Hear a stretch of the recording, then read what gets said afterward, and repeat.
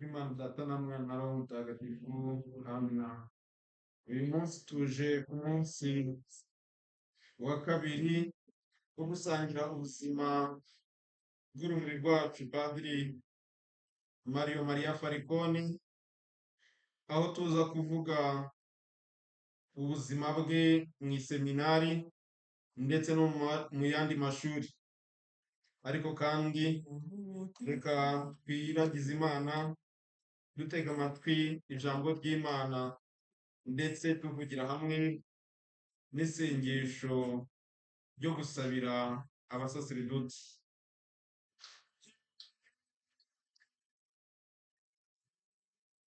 Amagambo y'ivanjiri ntagatifu uyu munsi turayasanga mu ivanjiri ya Matayo, umutwe wa 19, umurongo wa 10 kugera ku wa 12. Amagambo yo mu ivanjiri ntagatifu ko yanditswe na Matayo. Abigishwa baramubwira bati, niba ari uko bimeze ku mugabo n'umugore, ikiruta ni ukudashaka. Niko kubasubiza ati, bose ntibumva iyo mvugo, kereka ababihawe bonyine. Koko rero hariho abantu bavutse ari ibiremba, hari n'abandi babigizwe n'abantu, kandi hari n'abandi bigize batyo kubera ingoma y'ijuru. Ushobora kumva niyumve. Ayo ni amagambo y'ivanjiri ntagatifu. Muri abo ngabo rero harimo n'intore y'Imana Pere Mario Maria Falconi, dukomeje gusogongera ubuzima bwe, urugendo rwe akomereje hano ku isi. Ni mucyo kandi twifatanye muri iri sengesho ryo gusabira abasaserdoti, abapadiri ba Nyagasani. Imana ishaka ko abantu bakwemera kugira ngo bakire, turakwinginga ohereza abapadiri bigisha abantu bawe inkuru nziza, babatagatifuze, babayobore mu nzira y'ukwemera. Amahanga yose amenye ko ari wowe Mana nyakuri, bamenye uwo wohereje ari mu mwana wa Yesu Kristo.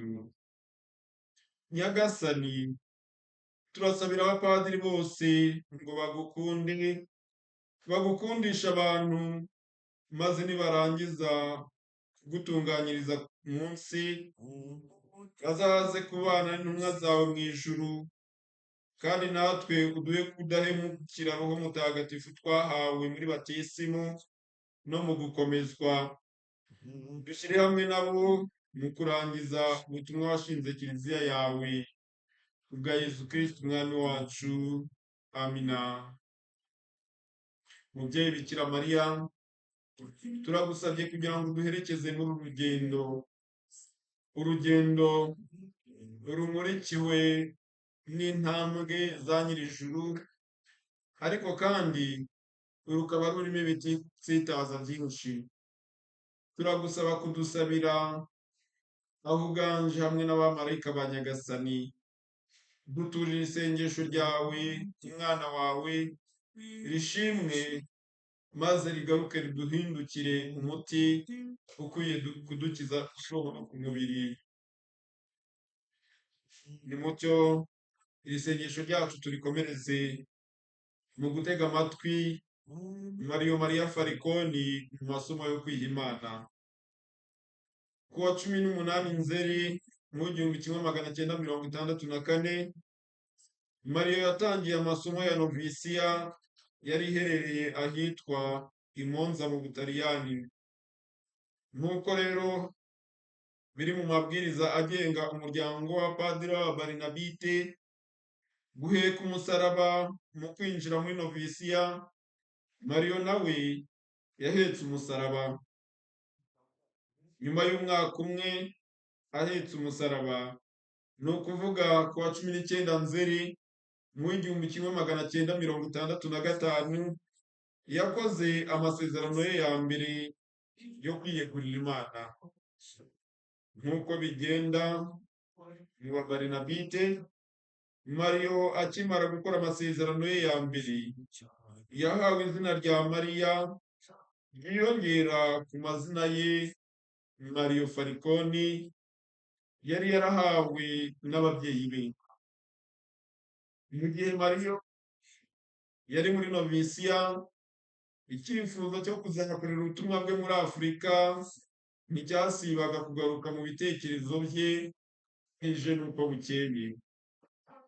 Arangije novisiya, Mariyo yakomeje amasomo ye ya filozofiya i Monza kubera ko nta myanya yari igisigaye mu ishuri rya filozofiya i Lodi. Arangije amasomo ye ya filozofiya, Mariya Farikoni yakomereje amasomo ye ya filozofiya i Roma. Aho i Roma, Mariyo yahasesekaye ku wa munani Ukwakira 1968. Bidatinze ku wa 27 Nzeri 1970 yakoze amasezerano ya burundu muri Scholastica mpuzamahanga y'i Roma. Aha muri Scholastica i Roma, Mariyo niho yafatiye icyemezo ntakuka cyo kujya gukorera ubutumwa bwe muri Afurika.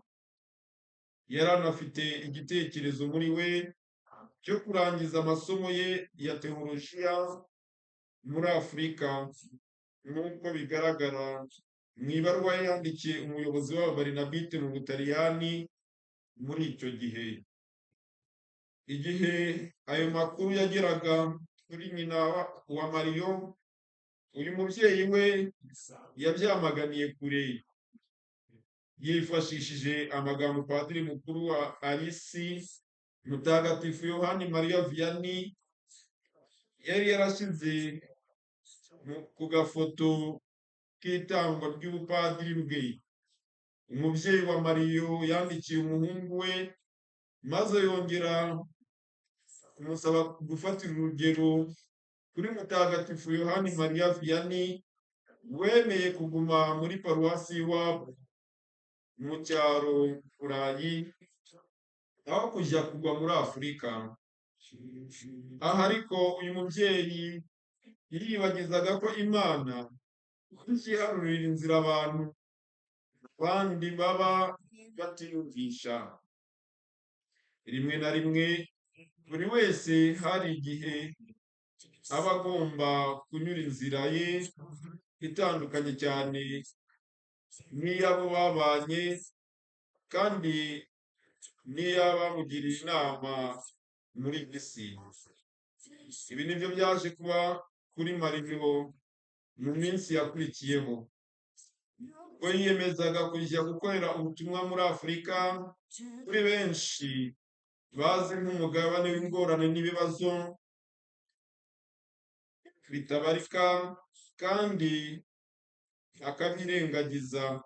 akirengagiza izo nama yagirwaga na nyir'umubyara.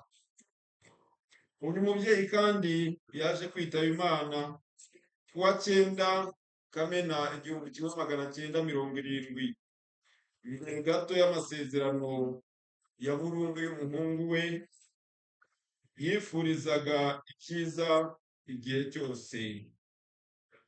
Mariyo yaje guhabwa ubudiyakoni ku wa 30 Gicurasi 1971 kuri kiliziya yitiriwe Mutagatifu Antoni Mariya Zakariya y'i Roma, abuhabwa na Musenyeri Yohani Maritini. Muri uwo mwaka kandi Diyakoni Mariya Farikoni yerekeje ku nshuro ya mbere muri Afurika, asesekara muri Repubulika Iharanira Demokarasi ya Kongo. Icyo gihe yitwaga Zayire, mu cyaro ahitwa Ibirava, akaba yaraherekejwe n'abakorerabushake bo muri paruwasi ya Padiri Luciano Landoni mu Butaliyani, bakaba bari baherekejwe na Padiri mukuru w'iyo paruwasi. akigera muri iyo paruwasi ya Birava, Diyakoni Mariyo yashimishijwe no kuyitambagira, aho yatangaga isakaramentu rya batisimu y'abana ndetse n'iry'abakuze. Kugera muri iyi paruwasi byamubereye ibyishimo, aho yifuzaga kuzagaruka kuyikoreramo ubutumwa igihe cyose yari kuba amaze guhabwa ubupadiri, akaba yaragombaga kubuhererwa mu Butaliyani. Mu kwezi kwa Kanama muri uwo mwaka yahagurutse i Birava, anyura gato Imbobere mbere yo kongera gufata indege akerekeza mu Butaliyani kujya guhabwayo ubupadiri. Ubu bupadiri bwa Mariyo bwaje no kuba ku wa 18 Ukuboza 1971 i Roma, abuhabwa na Karidinali Carlo Canaronieri. Kuva Mariyo yatangira amasomo yo kwiyegurira Imana, yakomeje kwibuka ibintu yagiye bimukora ku mutima, byanagize akamaro gakomeye kuri we bwite ndetse no ku bijyanye no kwiyegurira Imana kwe. Muri ibyo byose, icya mbere kuri we yibuka ni urukundo yagiye agaragarizwa n'abamufashaga mu rugendo rwo kwiyegurira Imana. Imbere ye na bagenzi be bareranwaga, abarezi babo baranzwe no kugira umutima wa kibyeyi. Kimwe na bagenzi be, abareze Padiri Mariyo mu buzima bwo kwiyegurira Imana bahoraga babashishikariza kurangwa n'ubumwe no kwihanganirana mu rwego rwo kubaka umuryango umwe. Intego y'abariraga Padiri Mariyo na bagenzi be yari uguhindura iseminari umuryango umwe. Intego byongeye kandi uku gushaka guhindura iseminari umuryango umwe nibyo byari bishingiye ku butumwa bakoraga, ari bwo guhindura paruwasi umuryango, aho umuyobozi wa paruwasi yari umukuru w'umuryango. Aho Padiri Mariyo yanyuze hose mu masomo yo kwiyegurira Imana, aho i Roma hari haramukoze ku mutima ibijyanye no kugira urugero ruboneye. Aha muri uru rugo rw'i Roma kandi havugwaga n'urukundo n'ubumwe hagati y'abari bagize urugo rwabo. Aba bakaba barabikoze bazi neza ko igihe ibi byaba nta bihari, urugo rwaba ntacyo rushingiyeho, ndetse bikaba byaba bigoye kwemeza ko abantu ibyo byaba bibuze baba bari mu buzima buri mu kaga, bwaba ubw'abihaye Imana cyangwa se bwa gikristo.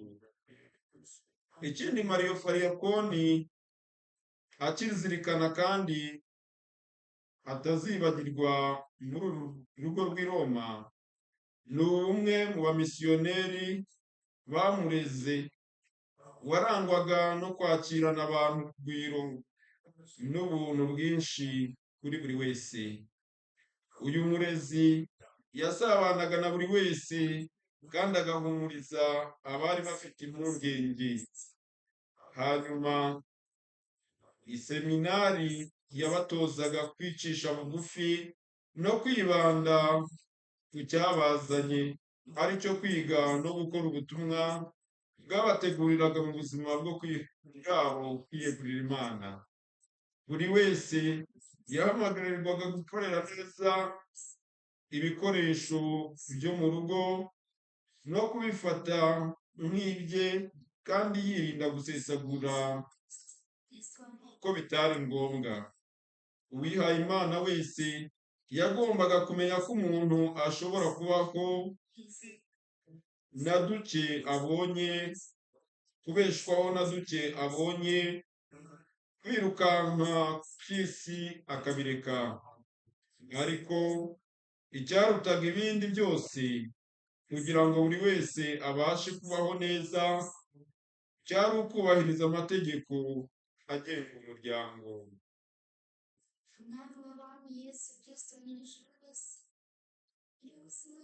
Igice cya kabiri rero turasangamo ko Padiri Mario Falconi agaragara hano iwacu muri Afurika. Akimara guhabwa ubupadiri, Padiri Mario yahise yoherezwa mu butumwa ku mugabane wa Afurika. Igihe yari amaze kubona ko ahawe ubutumwa muri Afurika, Mario yahise abibona nko gukabya inzozi ze. Ariko mbere yo gufata urugero rugana muri Afurika, Padiri Rugwizira wayoboraga abapadiri b'ababarinabite mu Butaliyani yasabye Padiri Mario kubanza kujya kumara igihe gito mu gihugu cy'Ububiligi kugira ngo ahagirire ururimi rw'Igifaransa no guhabwa impanuro n'abapadiri b'Ababiligi bari baramenyereye umugabane wa Afurika, kuko ari nabo bari baratangije ubutumwa bw'abapadiri b'ababarinabite muri Afurika. Ibi byose byari ukugira ngo Padiri Mario abashe kugira amakuru amenye yerekeye umugabane wa Afurika, umugabane abanyaburayi bafataga nk'umugabane munini cyane ugereranije n'Uburayi. Ni muri urwo rwego Padiri Mario yerekeje mu gihugu cy'Ububiligi akabasha kumenyana na Padiri Desert, umwe mu bayoboye ishuri rya koleji Saint Paul ry'i Bukavu ku ikubitiro. Guhura nawe byateye Padiri Mario kumva anyotewe no kugera vuba muri Afurika kugira ngo akorere mu ngata abari bageze mu zabukuru. Bidatinze ku wa mbere Ukwakira 1972, Padiri Mario yashyikirijwe n'uwari ukuriye ababarinabite aho mu Bubiligi umusaraba wa gitumwa imbere y'abandi bapadiri bari baherewe ubupadiri umunsi umwe nawe. Uyu musaraba Padiri Mario aracyabana nawo mu cyumba cye aho akorera ubutumwa muri Afurika imuhura mu Rwanda. Bukeye bwaho Padiri Mario yahise afata inzira n'ishyaka ryinshi maze yerekeza muri Afurika, umugabane yari yihebeye kandi yarihebeye kuva kera. Yururukiye ku kibuga cy'indege cya Kavumu, aho ubu ni muri Bukavu, ku wa 3 Ukwakira 1972, kubera ko nta muntu wari wagiye kumwakira. Ku kibuga cy'indege yateze imodoka imugeza kuri koleji Saint Paul iherereye Imbobero mu nkengero z'umujyi wa Bukavu, aho yageze mu kabwibwi kuri uwo munsi. Akigera Imbobero, Padiri Mario yagombaga guhura n'ihurizo ryo kumenya kuvuga ururimi rukoreshwa muri ako gace, arirwo rurimi rw'amashi, kuko Musenyeri Aloyizi Mulindwa wari arkiyepiskopi ya Bukavu icyo gihe yari yaratanze amabwiriza yo gusaba abamisiyoneri bose bifuza gukorera ubutumwa bwo muri arikidiyoseze ya Bukavu kubanza kumenya kuvuga no kwandika ururimi rw'amashi. ibiri amahire Padiri Mario yageze i Bukavu hashize igihe gito hafunguwe ishuri ry'indimi kuri ekonoma ya diyoseze ryari rizwi ku izina ya sera, rikaba ahanini ryari ryarashyizweho n'abamisiyoneri. Ibi byatumye Padiri Mario yaragombaga kujya ava Imbobero buri munsi akajya kwiga ururimi rw'amashi kuri ekonoma i Bukavu, bitewe ariko n'imihanda yari mibi icyo gihe ndetse n'ikirere cyashoboraga guhindagurika bikamugiraho imbogamizi mu rugendo. Padiri Mario yahisemo gucumbika aho kuri ekonoma kugira ngo abashe gukurikira amasomo neza. Padiri Mario yabaye aho kuri ekonoma mu gihe cy'amezi 3 yose, ni ukuvuga guhera mu kwezi k'Ukwakira 1972 kugeza mu kwezi kwa Mutarama 1973. Nyuma y'amahugurwa y'ururimi rw'amashi, Musenyeri Murindwa yagombaga guha ikizamini abamisiyoneri bose bakurikiye ayo mahugurwa kugira ngo abatsinze bahabwe uburenganzira bwo gutanga isakaramentu ry'imbabazi. Ni kubw'iyo mpamvu hari abamisiyoneri babarizwaga muri arikidiyoseze ya Bukavu ariko batari bemerewe gutanga isakaramentu ry'imbabazi, ni ukuvuga penitensiya, bitewe n'uko babaga batabashije gutsinda icyo kizamini cy'ururimi rw'amashi. Nyuma yo gukurikira amahugurwa no gutsinda ikizamini cy'ururimi rw'amashi, Padiri Mario yashoboye noneho kwerekeza i Birava, aho yari yarifuje gukorera ubutumwa bwe kuva kera. Padiri Maria Falconi muri Congo yasesekaye kuri paruwasi ya Birava ku wa 13 Gashyantare mu 1973, aho yatangiye ubutumwa bwe nka padiri usanzwe.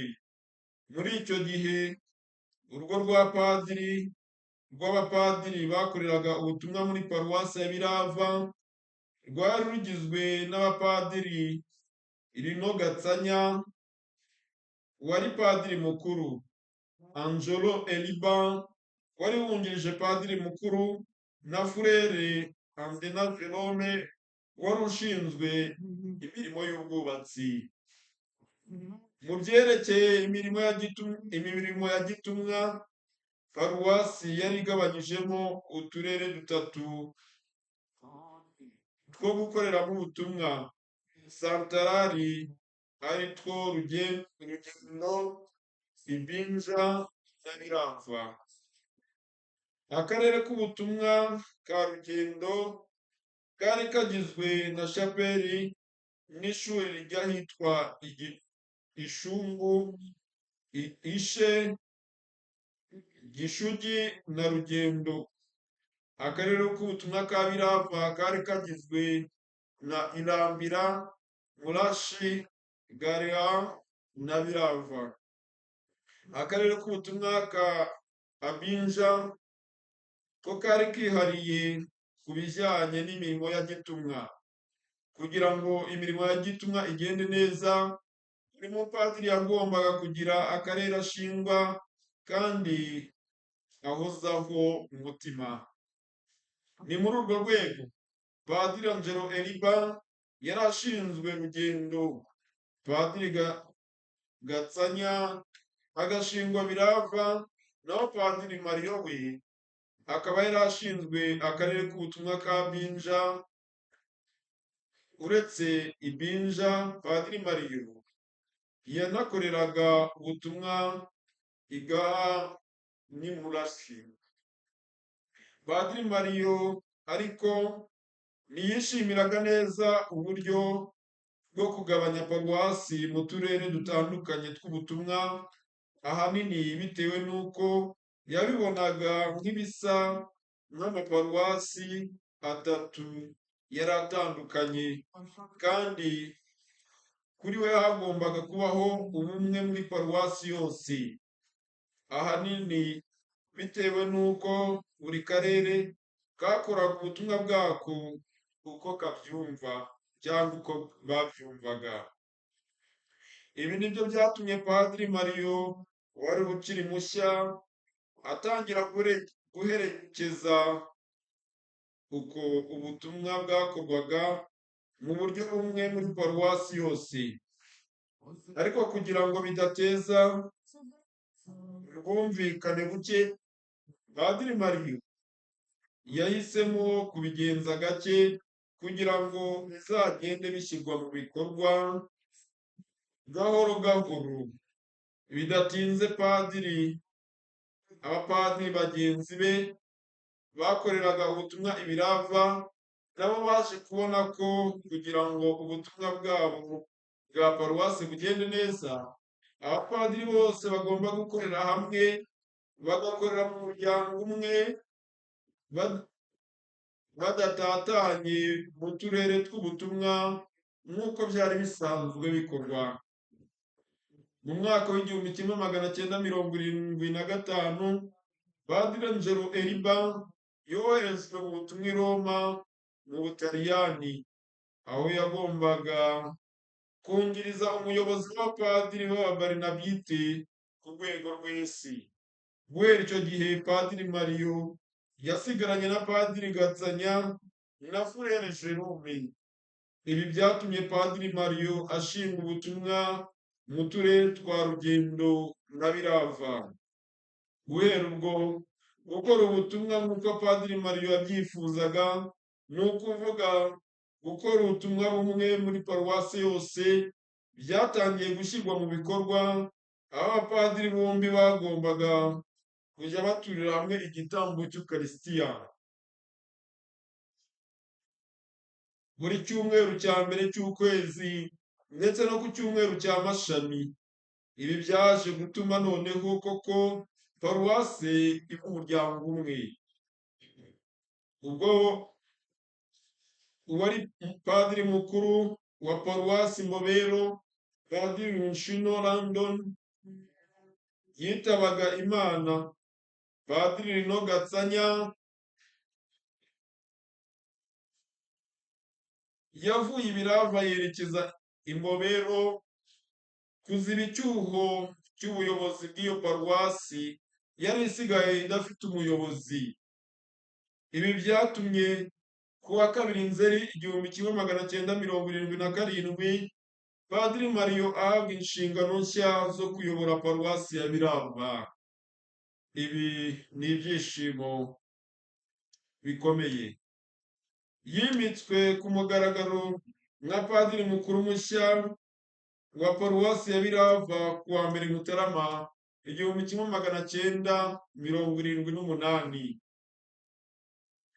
Uku kwimikwa ku mugaragaro byanakorewe igihe kimwe no kwerekwa abakristu ba paruwasi yose ya Birava mu gitambo cy'Ukarisitiya cyabereye ku munsi mukuru w'ubunani bwo mu w'1978. Padiri Mario Maria Falconi yayoboye paruwasi ya Birava mu gihe cy'imyaka 13 yose, ni ukuvuga guhera mu w'1977 kugera mu mwaka w'1990. Muri iki gihe cyose yamaze i Birava, Padiri Mario Maria Falconi yagize ibihe byiza atazigera yibagirwa. Aha twavuga nko kubagereranya iyi paruwasi nk'umufasha we wa mbere. Intego ye yari yo guhindura iyi Birava paruwasi ihamye kandi ishingiye ku bumwe hagati y'abapadiri bayikoreraho ubutumwa kimwe ndetse n'abakristu. Kuri Padiri Mario, paruwasi ni umuryango, aho padiri mukuru ari umukuru w'umuryango. Inshingano z'ibanze za paruwasi zigomba gushingira ku kogeza inkuru nziza mu bice byose bya paruwasi. Paruwasi kandi igomba kwera imbuto z'ibikorwa by'urukundo kugeza imbere imibereho y'abakristu myiza ndetse n'abandi bose bari mu murimo wo kwiyegurira Imana. Kuri ibyo kandi hagomba kwiyongeraho ubukangurambaga bwo guhamagarira urubyiruko kugira umuhamagaro wo kwiyegurira Imana. Urukundo rw'umushumba rukomeza kuba umugenzo mwiza kandi w'ingenzi utuma Kristu ahorana intama ze. Ibi bishimangira ibyo Kristu yavuze igihe yemezaga ko urukundo ari rwo rugaragara kandi rukagaragaza abigishwa be b'ukuri n'abatari bo. Ibigaragaza abatari abigishwa be b'ukuri ni igihe bashobora kubaho urukundo rutagira ubutungane, rutagira kwihangana, rutagira ubugiraneza, rutagira kwizera kandi rutagira kwita ku bavandimwe.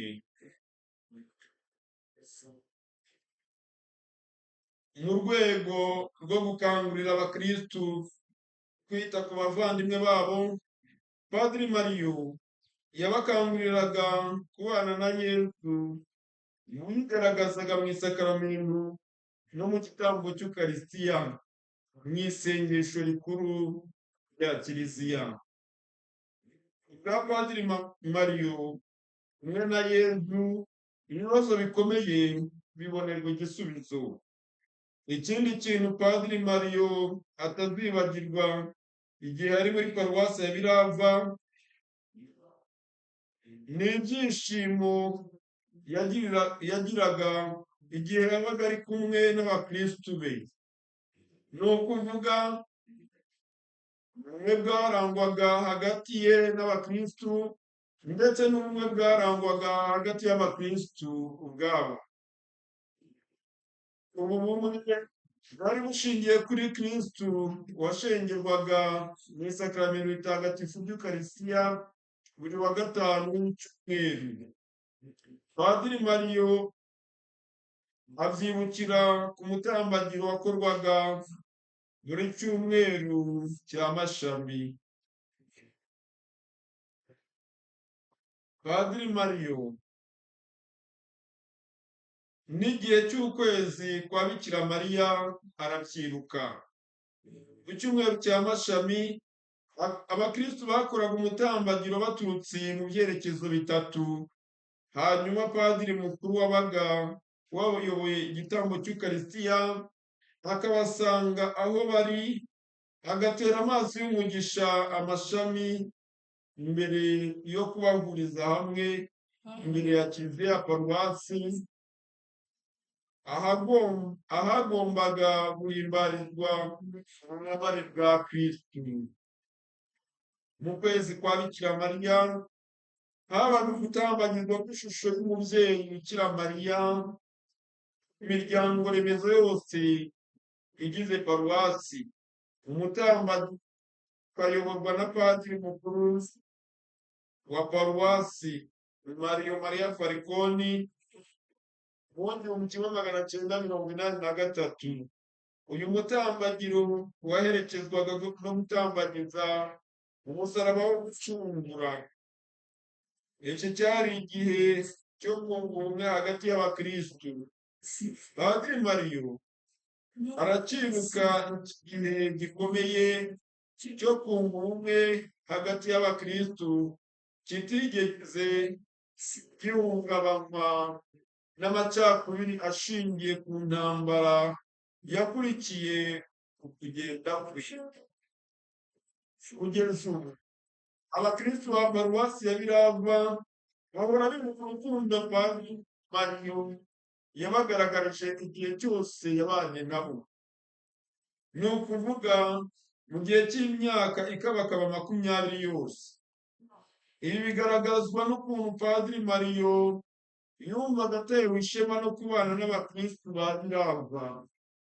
Ibi kandi bikaba byaramuteraga guhorana ibyishimo, nk'uko atasibaga kubigaragaza mu nyandiko yoherezaga inshuti n'abavandimwe yari yarasize ku mugabane w'Uburayi, aho insina Birava itasibaga kugarukamo.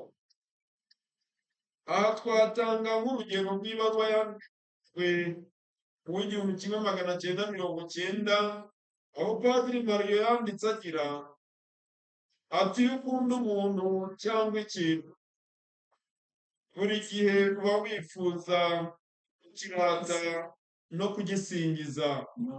Icyo gihe ntushobora kunanirwa cyangwa ngo wifuze kuva iruhande rw'uwo muntu cyangwa rw'icyo kintu. Iyi niyo mpamvu ntazigera ndambirwa kubarirwa inzu yanjye ya Birava. Mu by'ukuri iyi nzu si iyanjye nk'uko mushobora kubyumva, ahubwo ni inzu ya Nyagasani yatwihereye kugira ngo tubashe kwitwa abana b'Imana kandi koko turi bo. Tubisanga mu ibaruwa ya mbere ya Yohani, umutwe wa 3, umurongo wa 2. Hanyuma kandi Padiri Mario asingiza ni uburyo abakristu ba paruwasi ya Birava bahimbaza umunsi mukuru wa paruwasi yabo. Aha niho Padiri Mario yemeza adashidikanya n'abakristu ba paruwasi ya Birava bashyira mu bikorwa ivanjili ya Kristu. Ibi byishimo abakristu ba Birava bagirira mu bikorwa bya liturujia byatumye Padiri Mario yibonamo guhamya ko ibikorwa fatizo bya paruwasi bigaragarira muri liturujia ihimbarijwe mu gitambo cy'Ukarisitiya, kuko niho umushumba aho urukundo intama ze rwo rwonyine zibeshaho. Ni kuri uru rukundo ubumwe bwa paruwasi bwari bushingiyeho. Ibikorwa byose biteza imbere imibereho myiza biza bishamikiye kuri uru rukundo n'ubumwe bwa paruwasi, kuko ntibyashoboka gukunda umuntu nyamara ukirengagiza imibereho isanzwe aba abayemo.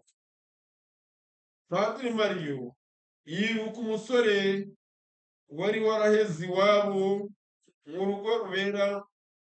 mu rugo kubera indwara y'ibibembe byari byarakwiriye umubiri wose.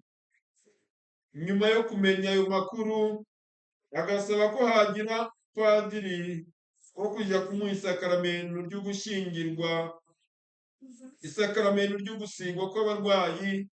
Bidatinze kwabaye ngombwa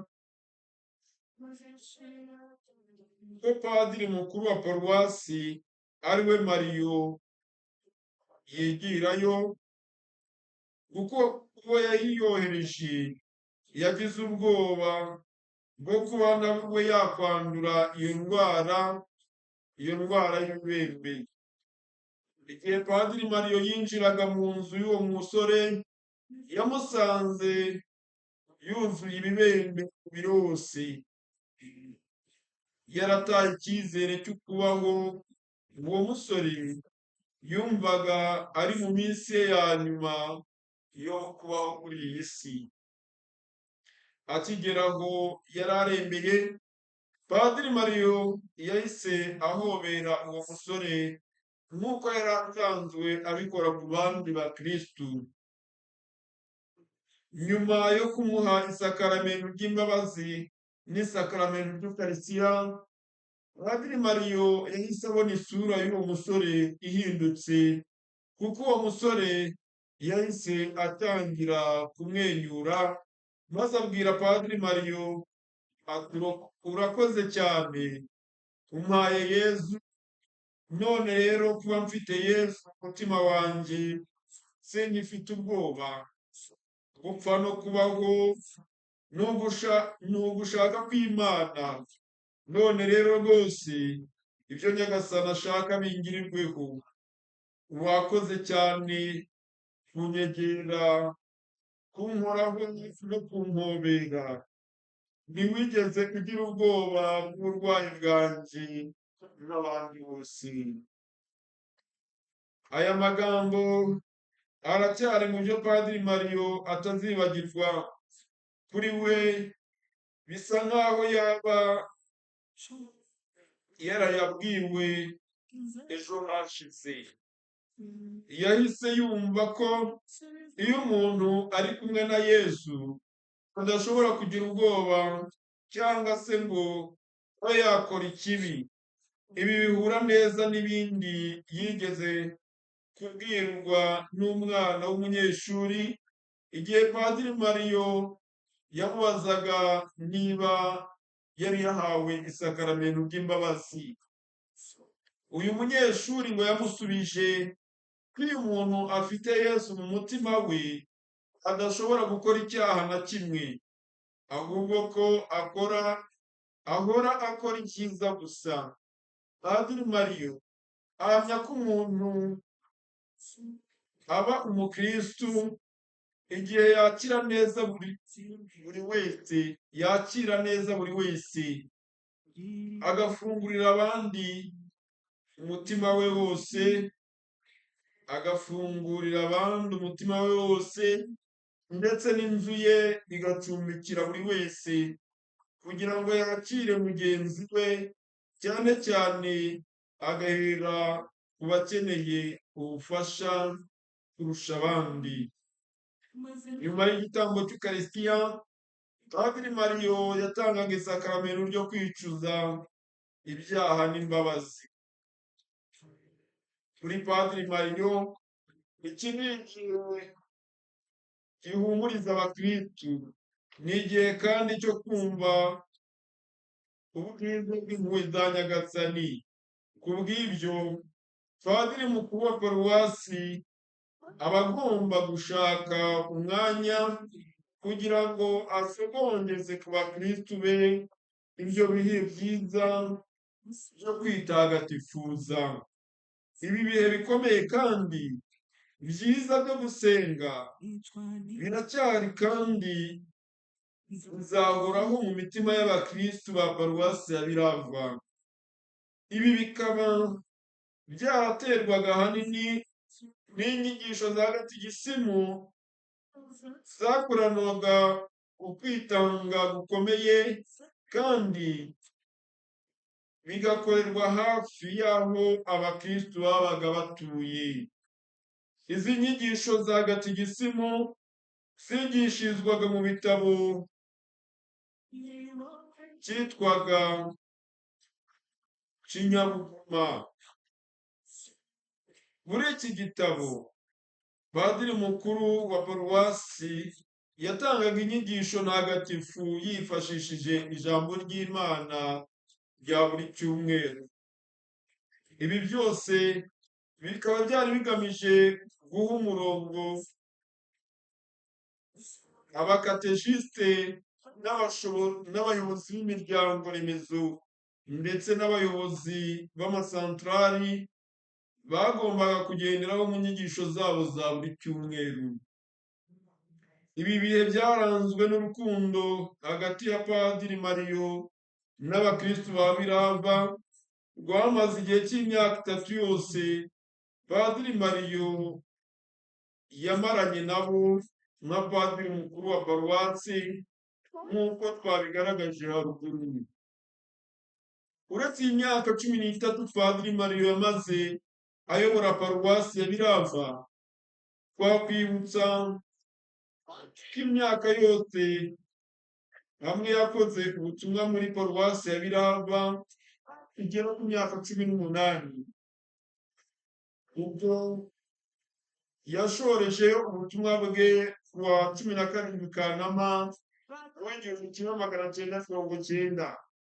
Ni nyuma yo guhamagarwa kujya kumukomereza muri paruwasi ya Muhura mu gihugu cy'imisozi igihumbi, aricyo gihugu cy'u Rwanda gituranye cya Repubulika Iharanira Demokarasi ya Kongo.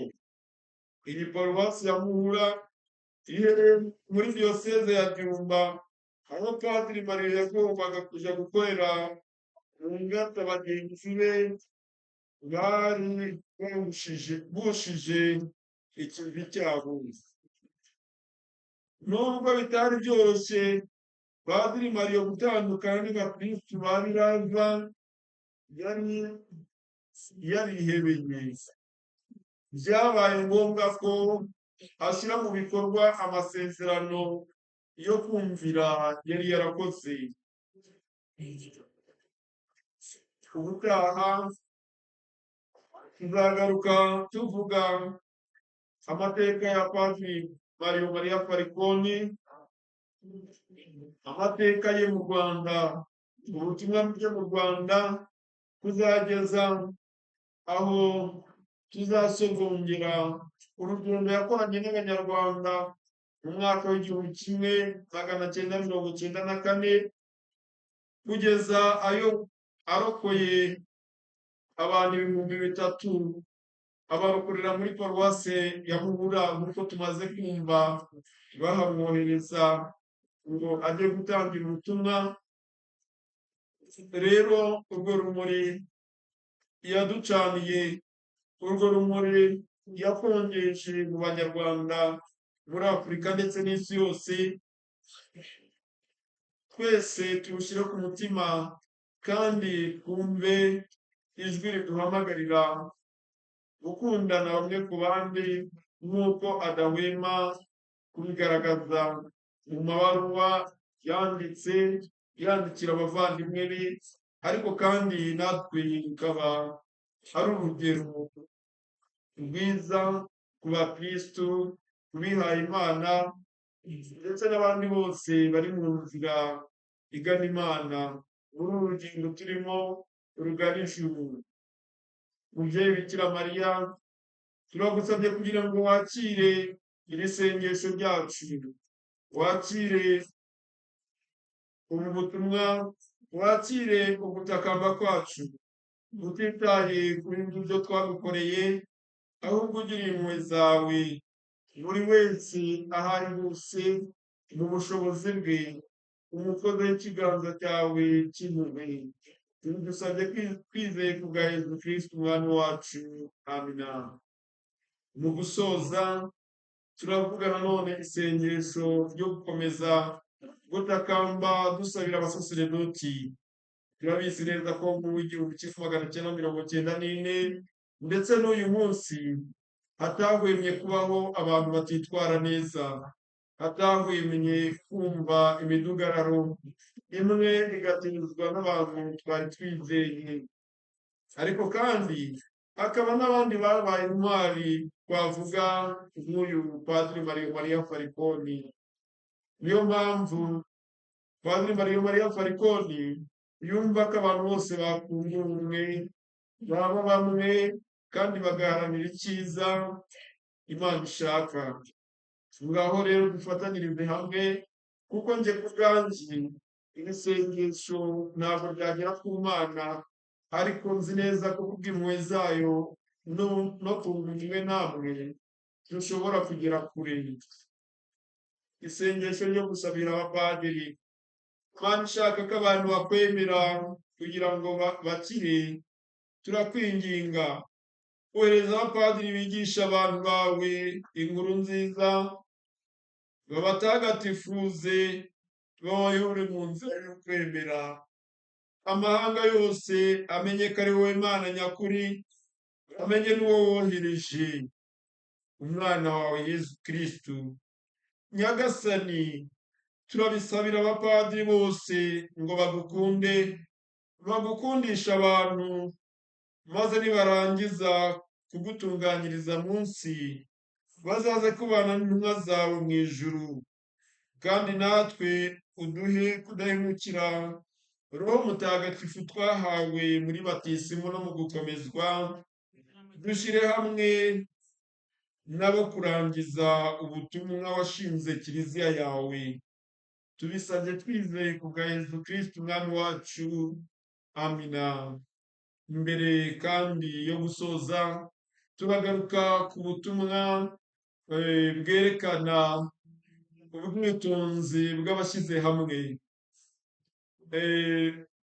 Umwana yaravutse avuka mu muryango w'ababyeyi bombi, ni ukuvuga umugabo n'umugore, ariko mbere gato uwo mugabo akaba yarinjiye mu idini ry'abavandimwe, ni ukuvuga yari umurokore, bivuga ko atanywaga ibisindisha. Nyuma gato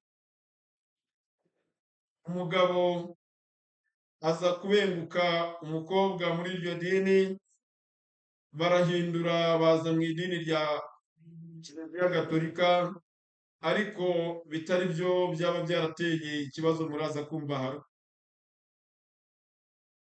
Ubwo akimara gusezerana n'umugore we, umunsi wa mbere abo basangiraga baraza barakomanga, baramubwira bati watugenje ute? Undi arababwira ati nimuntegereze gato ndaje. Undi arabakurikira kugeza igihe bageze aho basangiriraga, ngo basangire amasaha aricuma, arebye ku isaha abona ni saa 10 za mu gitondo. Arataha, ageze imuhira umugore biramushobera ariko ntiyakoma. Bibaye umunsi wa kabiri noneho biramushobera, agisha inama bagenzi be. Bagenzi be rero yagishije inama, bamugiriye inama imufasha gusenya, ariko ari nayo nzira yo kubaka. Hari igihe umuntu akugira inama azi ko agusenya, ariko akazasanga yaribeshye. Bamusabye ko yajya gukora ibyo bakoze, baramubwira bati we nta bwenge ugira, twebwe hari umusaza ducaho, hanyuma uwo musaza ukadukemurira byose. Abagabo bacu barateka, baravoma, ndetse baratwumvira kugeza ku iherezo. Nawe rero fata inzira, genda usanga uriya musaza, dore atuye hano hepfo gato, ubundi ibibazo byawe birakemuka. Arabumvira, ageze imbere y'umusaza, umusaza aramubwira ati icyo ngusaba ni uruhande rw'ihene, nkagusaba na 3,000,000, ubundi ibibazo byawe nkabikemura. Umugore icyo nticyari ikibazo, yari afite envelope bamuhayemo kado, aragenda ayikoramo, hanyuma araza ayitura wa musaza. Umusaza aramubwira ati genda, ibindi ndabikora mu minsi mike urabona igisubizo. Nyuma y'ibyumweru 2, umusaza ahamagara wa mugore, aramubwira ati wa mugore we, umugabo wawe ntabwo yoroshye, naragerageje ariko byaranze. Ati wowe se hari icyo wabonye? Aramubwira ati nanjye nagize ngo uri indyarya, none ubwo umpamagaye, none tubigenze dute? Umusaza aramubwira ati ariko nabonye undi muti. Undi muti, ntuzigere ubwira umugabo wawe nabi, ntuzamurakarire. Genda guhera uyu munsi, umugabo wawe niba yasangaga uryama, n'ubundi sinkuje kuryama, uje uryama ariko niwumva akomanze uze umukingurire, mwicarane, musangire ku meza, hanyuma azabona ko umufitiye urukundo. Hanyuma nibwacya utake ko imibu yakuriye, unshime umubiri wose. Icyo gihe uzambwira icyavuyemo. Umugore guhera ubu abigenza atyo. Ku munsi wa mbere umugabo aramutegereza, araza asanga ari kwishima, aramukingurira, aramugaburira, amufata neza.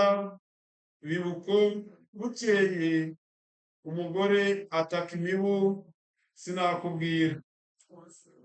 Ku munsi ukurikiyeho umugabo agiye gusangira na bagenzi be, arababwira ati imibu igiye kuzica umugore wanjye, noneho sindi butahe saa kumi cyangwa saa kumi n'imwe nk'uko bisanzwe, ndataha saa munani z'ijoro kugira ngo ndebe ko iriya mibu yamuha agahenge, kuko ntambwira nabi, ntamvaniye nabi, nanjye ngomba gushaka icyiza namwitura. Umunsi wa gatatu nanone bibuko amasaha arayagabanya agera kuri saa tanu. Umunsi wa kane bibuko n'umunsi wa gatanu birangira icyumweru cyose ageze ku munsi wa saa tatu. Bigeze ku munsi wa cumi, ni ukuvuga nko ku wa gatatu w'ikindi cyumweru, umugabo atangira gutaha saa mbiri kuko umugore yakomezaga kubigenza kwa kundi. Bigeze ku byumweru bibiri, umugabo yatahaga atakiri mu gakungu, yiyunze inama ndetse n'isengesho. Mu by'ukuri hari igihe duca mu bigeragezo bikomeye, hari igihe duca mu magorwa akomeye, hari igihe duhura n'ibigeragezo tukagira ngo Imana ntabwo ihari, ariko kandi birashoboka ko arizo nzira iba yaraciye kugira ngo tuzarokoke. Icyo nabifuriza, icyo nakwifuriza umuryango w'Imana ni uko mwarokoka, icyaha kigatsindwa, tukisubiraho tugahinduka. Murakoze kandi murakarama.